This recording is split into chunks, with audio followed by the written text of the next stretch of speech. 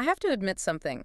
Yesterday, I spent about 20 minutes wrestling with my recycling bin. Oh, no. You know how it is. You let the Amazon boxes pile up, and suddenly you've got this leaning tower of cardboard. Hmm. And while I was stomping on this massive box, I had this weird realization. Please tell me you aren't analyzing the corrugation pattern while you were stomping on it. Oh, no, but I was looking at the sheer volume of it, and I thought, we usually see this stuff as just trash. Right, the husk. The husk of the thing we actually bought. But if you really want to know what's happening in the economy, you shouldn't be looking at the S&P 500. You should be looking at my recycling bin. You're actually stumbling onto a very real, if unofficial, economic concept. Analysts have joked for years about the cardboard box index. The cardboard box index. I like it. It's pretty simple. If people are buying things, those things need to be shipped. And if they're being shipped, they're usually in a box. So when box sales go up, the economy is humming. And when they stall, trouble might be brewing. It's a pulse check. Exactly. It's the pulse check. Mm-hmm. And that is why today we're doing a deep dive into the Packaging Corporation of America, or PCA. They just released their fourth quarter and full year 2025 results on January 27th. And let me tell you, for a report about cardboard, this thing is surprisingly dramatic. It really is. It's not a dry accounting sheet. There is a genuine mystery sitting right there in the middle of the numbers. Right. So here is the hook for everyone listening. PCA is booming. Their sales are way up. They hit $2.4 billion in sales just in the fourth quarter. Huge numbers. But if you look at their reported profit, the actual cash they took home per share, it dropped off a cliff compared to last year. A big drop. So the mission for this deep dive is to solve that riddle. How do you sell way more stuff but report way less profit? It sounds like a paradox, doesn't it? But to solve it, we have to look under the hood. We're working directly from their official press release and financial schedule. Okay. And really, this is a story about the difference between reported numbers and adjusted numbers. I love it when the numbers fight each other. It's like forensic accounting. So let's get into it. Start with the headline numbers. Just how much cardboard are we talking about here? It is a massive amount. Let's just look at the top line, their revenue. In the fourth quarter of 2025, PCA brought in $2.4 billion in net sales. $2.4 billion. And to give us some context, what was it the year before? In the same quarter of 2024, they did $2.1 billion. So that's a $300 million jump in just 3 months. That is significant growth. And that's not just some holiday bump. No, the full year tells the same story. For all of 2025, sales hit $9.0 billion. $9 billion. Up from $8.4 billion the year before. So, yeah, strictly speaking, they are moving a lot of product. Your cardboard box index is flashing green. Okay, so business is booming. The factory lights are on, trucks are leaving the docks. But then I scroll down to earnings per share, the profit. And this is where my brain starts to hurt. That's the spot. In Q4 2024, they made $2.45 per share. Solid. Yeah. But Q4 2025, it dropped to $1.13. That is more than a 50% drop. If I'm a shareholder and I see that, I'm panicking. I'm thinking, what happened? And this is the aha moment. That $1.13 figure, that's the reported net income, it includes everything. The good business, but also every single messy one-time expense. The by-the-book number. Exactly. But PCA also released an adjusted net income figure, and this number, it excludes what they call special items. So it strips out the noise. Right. To show you the core business performance. And if you look at that number, the profit wasn't $1.13.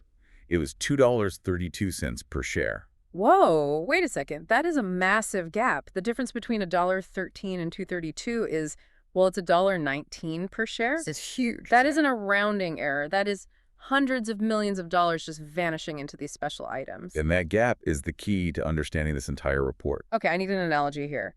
Because special items sound so vague. This feels like, okay, imagine you decide to finally clean out your garage. I'm with you. You spend the whole weekend, you buy expensive shelving, you rent a giant dumpster. If you look at your bank account on Sunday night, it looks like a disaster. You spent a fortune. Right. Your reported income for the weekend is terrible, but the reality is your house is now worth more, you're more efficient, you invested in the garage. That is actually a perfect analogy. PCA is currently cleaning the garage on a massive industrial scale. That $1.19 difference is money spent on things that make the balance sheet look messy right now, but are meant to add value later. So let's dig into that trash pile. Where exactly did that money go? There are three main culprits. The biggest one by far is their mill in Wallula, Washington. Wallula. Okay. What happened there? A massive restructuring. PCA made the strategic decision to discontinue their No 102 machine and stop all kraft pulping activities. Okay, pause on craft pulping. I'm assuming they aren't making mac and cheese. No, definitely not. Kraft pulping is the industrial process of cooking wood chips down into the fibrous pulp that becomes paper. It's the heavy chemical-intensive part of the process. And I assume you don't just flip a switch to turn that off. Exactly. Discontinuing that whole operation cost them $128 million in charges. $128 million, wow. Yeah, that includes severance for workers, writing down the value of the equipment, site cleanup, a huge upfront cost just to stop doing something. Okay, so that's the first big cost. What else is in these special items? The second bucket is related to their acquisition of Greif. Right. They recently bought the containerboard business from a company called Greif. They did, but buying a company is like buying a house. You have closing costs, legal fees, integration costs. All that messy stuff sits in special items. And the third thing? Facility closures. They're just consolidating, closing down some of the factories that turn the big rolls of paper into actual boxes. Shutting those down costs money up front, too. I want to circle back to the Greif acquisition for a second, because usually when you buy a business, you expect it to start making you money right away. You'd hope so. But looking at the notes here, did the Greif business actually lose them money this quarter? It did, and this is a really fascinating detail. The acquired Greif business generated a loss of 5 cents per share in the quarter. So they bought a fixer-upper. In a sense, yes. The issue was specifically at their Massillon containerboard mill. They had extended outages there in October and December for what they call reliability maintenance. Reliability maintenance. That sounds like corporate code for this thing was about to break, so we had to fix it immediately. Precisely. It sounds like PCA got the keys to the new factory, walked in, and realized the plumbing needed to be replaced. So they're remodeling the house they just bought? Exactly. So between the Wallula restructuring and the Greif repairs, it's expensive right now. Yeah. But the theory is you end up with a much stronger asset later. Okay, so to recap, the reason their profit looks so low is because they are knee-deep in renovations. That is the perfect summary. All right, so let's strip all of that away. Let's ignore the remodeling costs. How is the core business, the lemonade stand itself, actually running? This is where it gets really interesting. If you look at the legacy PCA business, so ignoring the new company they bought, shipments were actually down. Down? I thought you said sales were up. Revenue was up, but volume, the actual number of boxes shipped from their old factories, was down 1.7% compared to last year. That seems like a bad sign, and I'm guessing operating costs didn't go down with it. Quite the opposite. Costs were up across the board. Operating costs hit them for a negative $1.23 per share. Yeah. Maintenance outages, another $1.14. Even freight was up. Okay, hold on. I need help with the math here. They sold fewer boxes, it cost them more to make those boxes, and they're spending hundreds of millions on renovations. How on earth did they pull off an adjusted profit of $2.32 per share? 2 words.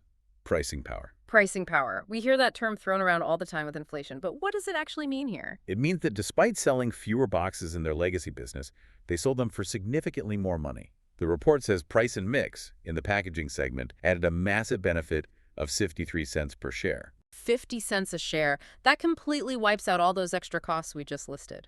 It does. And you have to pay attention to that word mix. Mix. What does that mean in the box world? It means they aren't just raising prices on plain brown boxes. Mix refers to selling a higher percentage of specialized, high-value packaging. So like boxes with fancy graphics or special coatings? Exactly.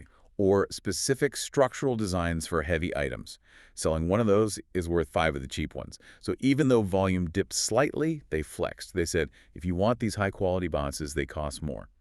And customers paid. And they got a little help on the raw material side, too. They did. It actually got cheaper to make the boxes, lower fiber costs, recycled cardboard, wood chips. That added another 10-cent benefit. That is wild. It's like selling 90 gourmet burgers for $2 instead of 100 plain burgers for $1. You do less work and make more money. That is the definition of a mature, disciplined company. They're chasing profitable volume, not just any volume. Now, you mentioned legacy volume was down, but with the new acquisition, what's the total picture? Right, that's a key point. If you include the new Greif business, Their total shipments per day were actually up 17.0% year over year. Okay, so they are a much bigger company now, moving way more product overall. Correct.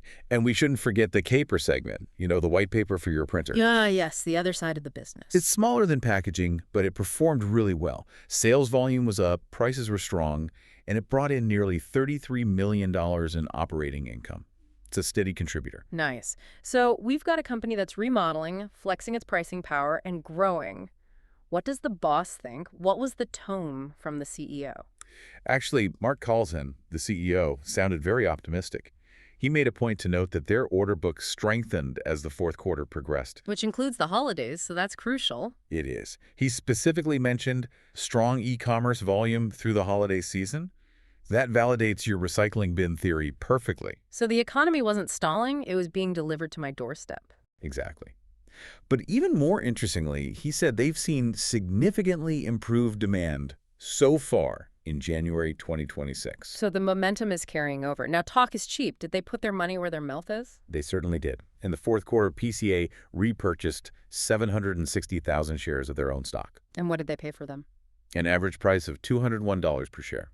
$201. That seems high. Isn't that near an all-time high? It is, but that's exactly why it matters.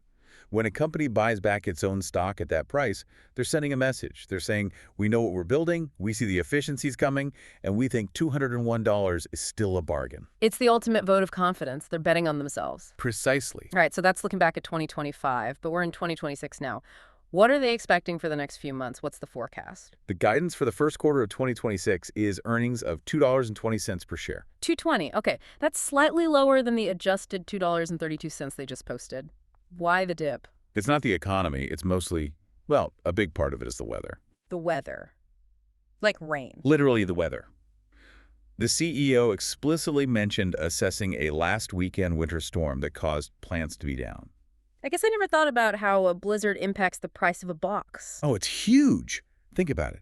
These mills use massive amounts of energy. When it freezes, energy costs spike. Iced over roads mean trucks can't get wood chips to the mill. Winter's incredibly expensive for heavy industry. That makes sense. So Mother Nature is taking a cut. She is. And it's not just that. They're facing inflation in labor and benefits costs. Yeah.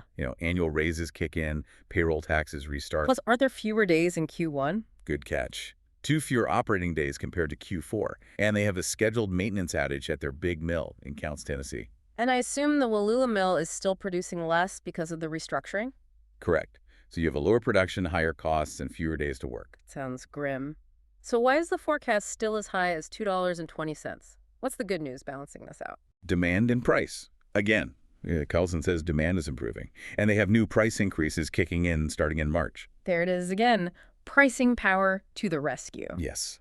And the benefits from the Wallula reconfiguration also start to kick in around March. So Q1 is a battle between rising costs and rising revenue. They're betting the revenue side will hold the line. It's a fascinating balancing act. It feels like they are walking a tightrope, carrying a heavy load of renovations in a blizzard, but still moving forward. That is a very dramatic visual, but honestly, it's accurate. So let's wrap this up. What's the big takeaway? When someone sees a box on their porch now, what should they think? If you zoom out, PCA is clearly in a transition year. They're getting bigger by buying Greif, and they're getting leaner by restructuring Wallula. The garage cleaning. Exactly. And that makes the reported profit look low because of all the one-time costs. But underneath that noise, they have incredible resilience. It's a lot of cash. A ton of cash. They have $667.8 million in cash on hand. It allows them to weather these storms, literally and figuratively, while they finish the renovations. You know, what sticks with me is this idea of pricing power. If you're a company like PCA and you can raise your prices and people still buy your boxes, even if they buy a few less, that says something profound. It raises a really provocative question, doesn't it? If companies can maintain revenue by raising prices on lower volume, is inflation just a temporary spike? Or is it a structural change in how these businesses operate? Are we moving to an economy where companies prefer to sell fewer things at higher prices rather than more things for cheap? That is something to think about the next time you break down a box for the recycling bin. Just remember, that piece of cardboard is worth more than you think. And please, do recycle it. We can always use the fiber. Deal. Thanks for unpacking this with us. My pleasure.